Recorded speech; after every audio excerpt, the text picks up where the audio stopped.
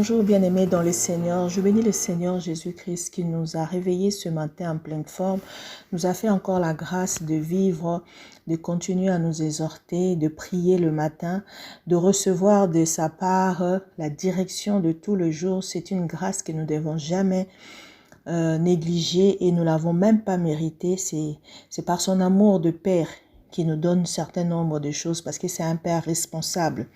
Bien-aimés, aujourd'hui nous allons partager dans le livre de Hébreux, le chapitre 8.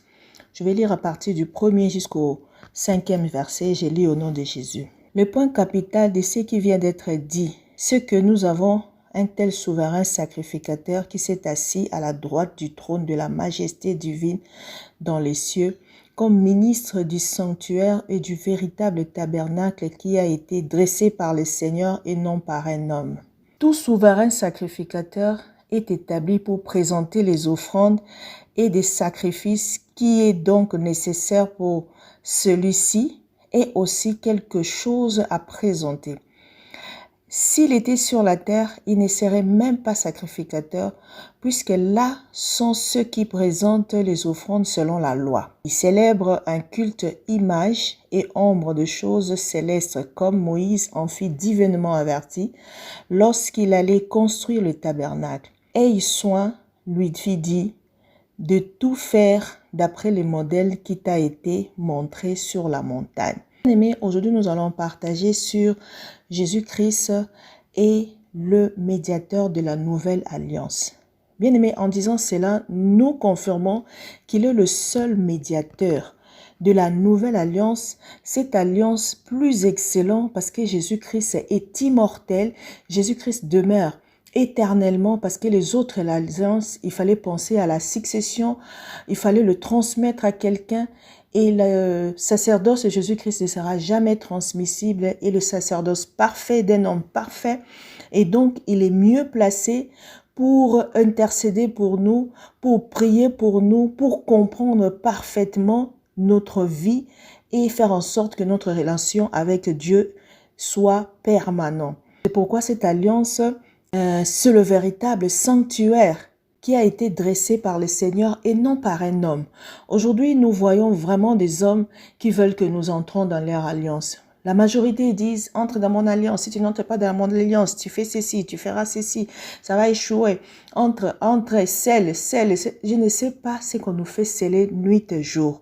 Au moment où tout devait être scellé en Jésus-Christ. Parce que le Seigneur, lorsqu'il nous a donné son esprit, la Bible nous dit que Dieu a scellé l'esprit dans nos entrailles pour que nous ne puissions pas dépendre des hommes, mais pour que nous puissions dépendre de lui-même.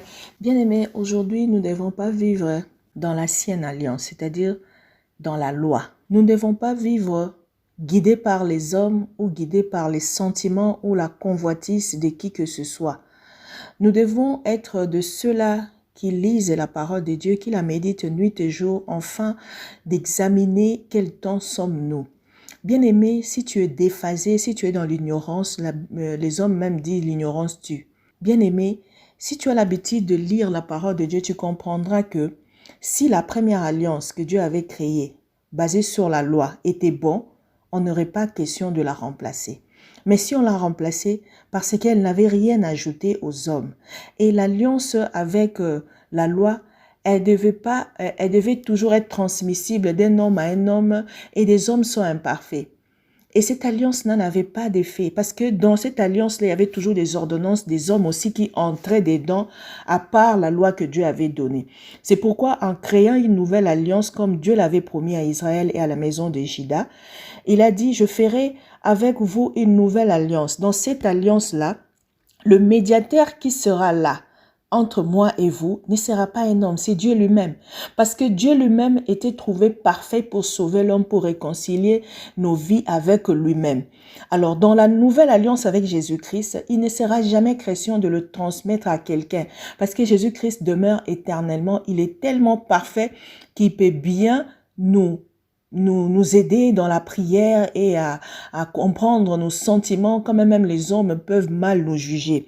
Et dans cette alliance-là encore, ce que je vais insister d'important, c'est que dans cette alliance-là, Dieu voulait que personne n'enseigne son concitoyen. Parce que lorsqu'il a dit dans Hébreux 8, 10, « Voici mon alliance que je ferai avec la maison d'Israël.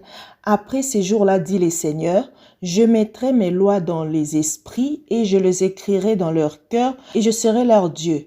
Et ils seront mon peuple. Personne n'enseignera plus son concitoyen ni personne son frère en disant « Connais le Seigneur ». Car tous me connaîtront, depuis le plus petit jusqu'au plus grand d'entre eux, parce que je pardonnerai leur iniquité et je me souviendrai plus de leurs péchés. En disant cela, une alliance nouvelle, il a déclaré l'ancienne la première. Or, ce qui est ancienne est appelé à disparaître. Bien-aimé, ici c'est Dieu lui-même qui dit, lorsque je vais faire cette nouvelle alliance avec Jésus-Christ, je ne me souviendrai plus du passé, des iniquités de mes enfants. C'est pourquoi Jésus-Christ est mort pour le péché de tout le monde. Il est mort pour l'humanité. Il est mort pour que tout le monde ait une réconciliation parfaite avec le Père.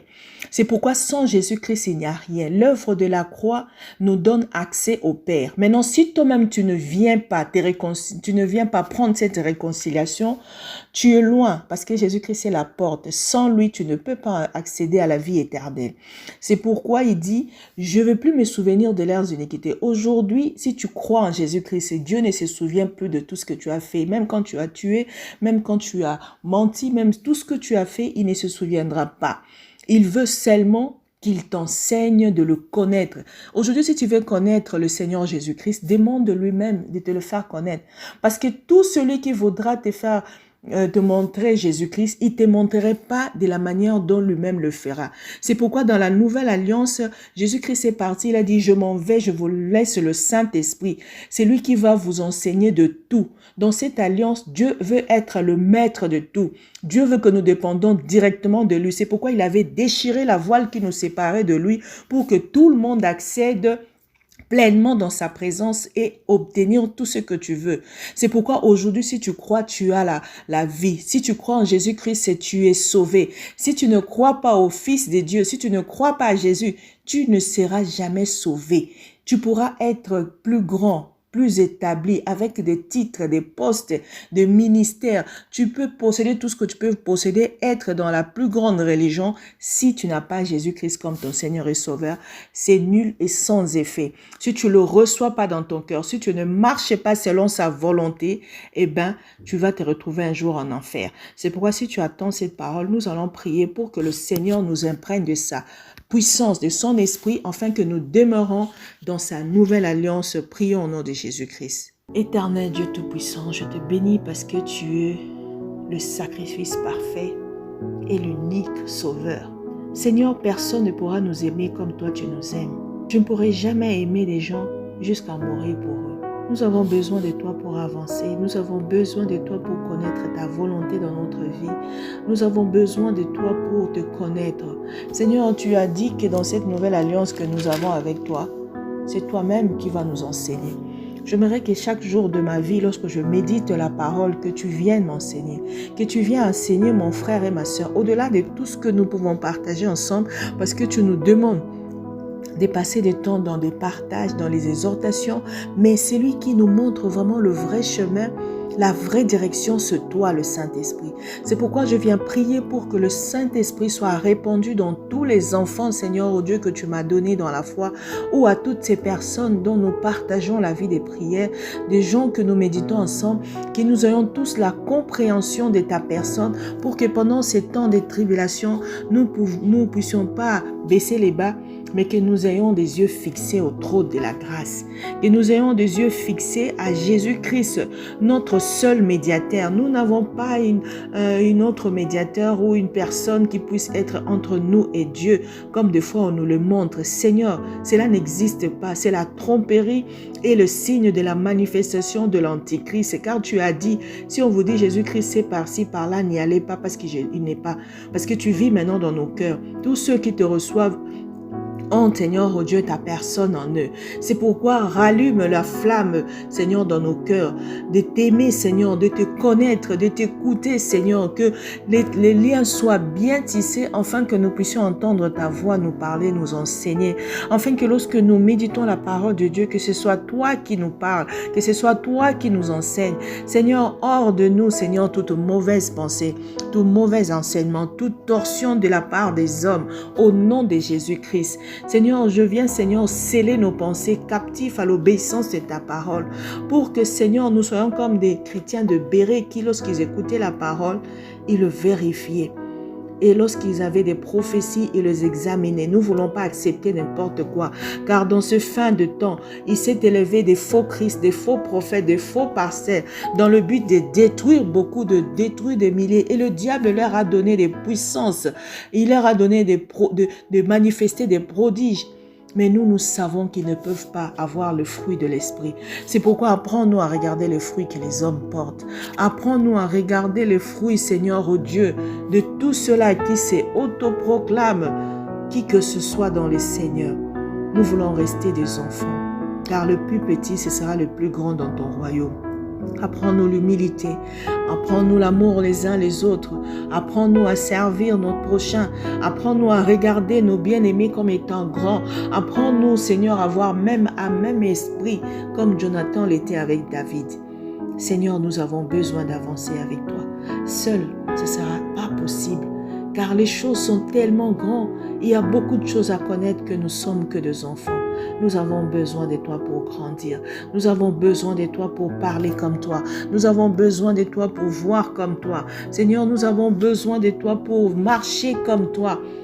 Apprends-nous, Seigneur, oh Dieu, à vivre, Seigneur, oh Dieu, c'est que tu veux que nous soyons sur la terre. Seigneur, nous voulons mettre dans nos têtes que nous sommes de passage et que le temps que nous aurons à vivre, Seigneur, après la mort est plus long que ces temps de la vie. Que nous puissions, Seigneur, oh Dieu, apprendre dans cette vie-ci, Seigneur, oh Dieu, c'est que tu veux nous apprendre, afin que lorsque nous allons mourir, nous puissions accéder au Père. Oh Seigneur, donne-nous la force de résister au mal. Donne-nous la force de fuir l'impudicité. Donne-nous la force, Seigneur, oh Dieu, de combattre le bon combat et de toujours courir jusqu'à remporter le prix de notre course qui est Jésus-Christ. Oh Seigneur, je bénis la journée pour mon frère. Je bénis, Seigneur, tout ce dont nous allons entreprendre. Je bénis nos maisons, nos enfants, nos maris. Seigneur, je bénis tous ceux qui partagent leur vie avec nous et tous les travaux de nos mains soient bénis au nom de Jésus-Christ. Seigneur, que l'honneur et la gloire soient pour toi, notre Seigneur et notre Maître, pour de siècles de siècles. Amen.